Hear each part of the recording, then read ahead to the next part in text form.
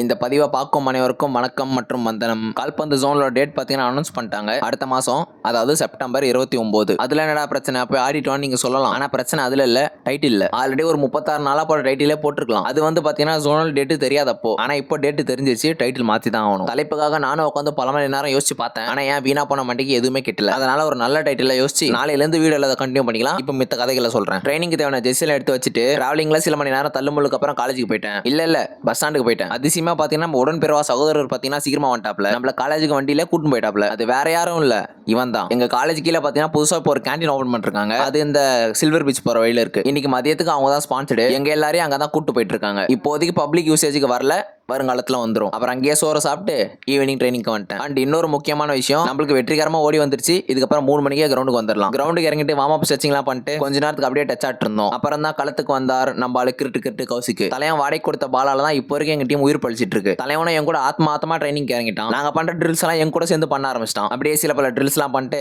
அப்புறம் மேட்ச் ஆட ஆரம்பிச்சிட்டோம். இதுக்கப்புறம் பசங்க ட்ரைனிங் வருவானுங்க வரமாட்டாங்கன்னு நினைச்சு கவலையா படுத்தவல. ஏன்னா ஓடி கொடுத்துட்டாங்க, பசங்க தடல் படலாம் வந்துருவானுங்க. இப்போதைக்கு எங்களுக்கு இருக்க ஒரே பிரச்சனை இந்த கிரவுண்டு. மழையோட காரணத்தால இருக்கிற பாதி இடம் ஃபுல்லா தண்ணியில ஃபுல் ஆயிருச்சு. எந்த பக்கம் பால் உருண்டு போனாலும் ஃபுல்லா தண்ணியில நனைஞ்சிருது. அதுக்கப்புறம் அப்படியே ஃபுல்லா மேட்ச் ஆடிட்டு ஒரு 7 மணிக்கு அங்கேருந்து கிளம்பிட்டு அப்படியே எனக்கு நாள் முடிச்சுக்கிட்டேன். தொடர்பில் இருக்கவும்.